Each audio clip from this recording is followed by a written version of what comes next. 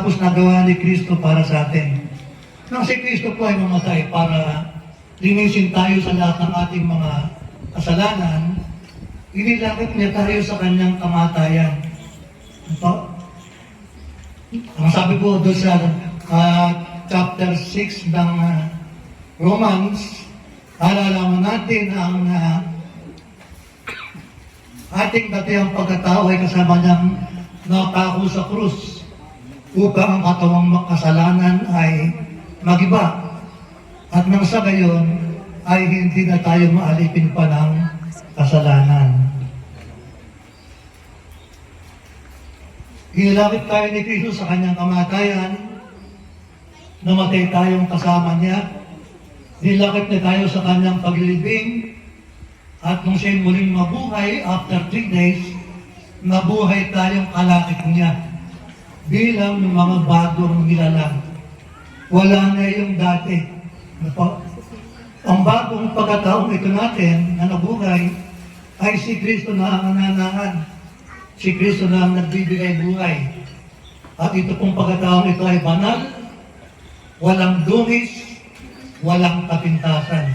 Yun po ang kalagayan natin nung tayo muling mabuhay na kasama ni Kristo.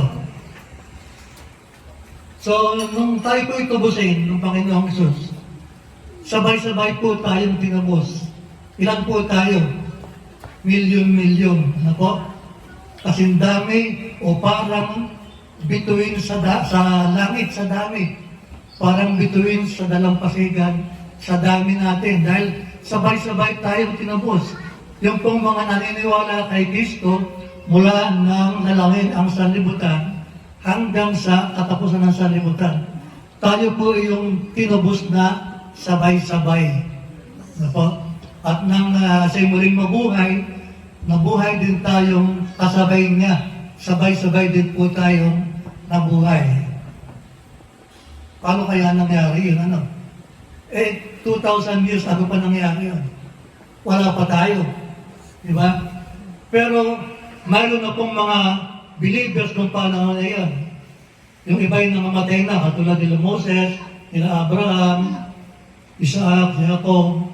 Sila po yung nabuhay na kalakip ni Kristo at kasama niyang pinupo sa sangkalangitan sa kanan ng Ama.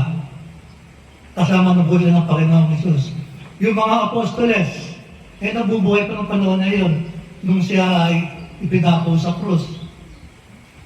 At wala pa sa kanila yung Espiritu Santo. Pero believer na sila. Believer na sila. Kaya po nung si Kristo ay muling mabuhay, isa sa unang ginawa niya ay tinipon niya yung kanyang mga alagad, kanyang hiningaan, at sinabi, tanggapin ninyo ang Espiritu Santo. So, ang Espiritu Santo po ay tinatawag ding Espiritu ni Kristo.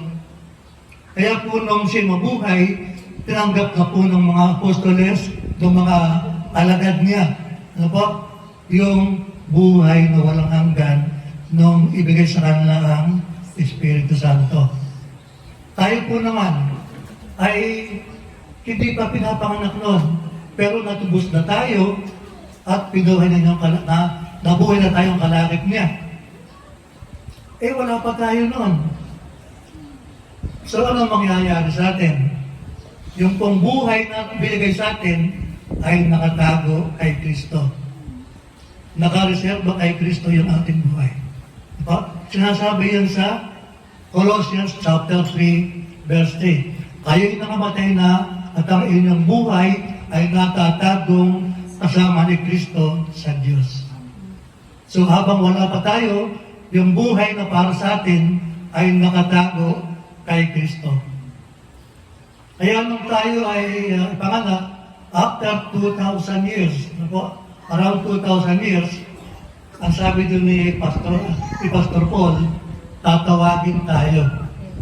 Tatawagin tayo, ipapaalala sa atin ng Panginoon sa pamamagitan ng kanyang sinodo o ng kanyang mga ngaral. In case natin ay si Paul, si Brother Paul ang sinodo. Para ipaalala sa atin kung ano ang ginawa ni Kristo para sa atin 2,000 years ago. Na siya'y namatay para bayaran ang ating mga kasalanan at siya'y muling na buhay para bigyan tayo ng buhay na walang hanggan. Ha?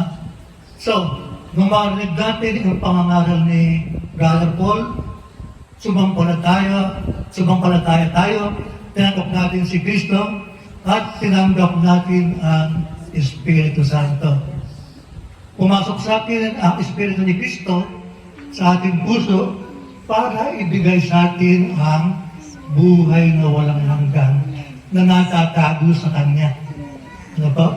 Kaya ngayon, nasa atin ako yung buhay na walang hanggan. Dahil nasa atin na si Kristo.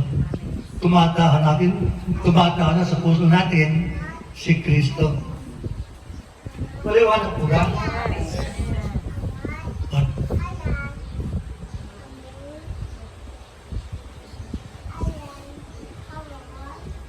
magpapudol-pudol po tayo ng tinapay at yan po ang aalalahanin natin.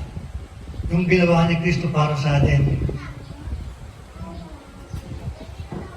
Ang Panginoong Jesus ng gabing sa ipagkanulo ay dumampot ng tinapay. At nang siya makapagpasalamat, ay kanyang pinagputol-putol at sinabi, ito ang aking katawan na pinagputol-putol ng dahil sa inyo. Gawin ninyo ito sa pag-alaala sa akin. Sabay-sabay po natin kahit ng tinapay.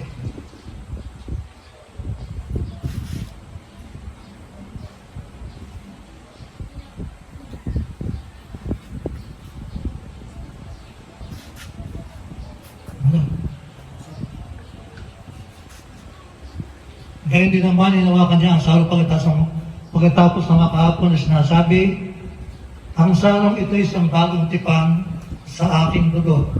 Gawin ninyo ito sa tuwing kayo magsisinom sa pag-alaala sa akin. Sabay-sabay po nating inumin ang laman ng salo.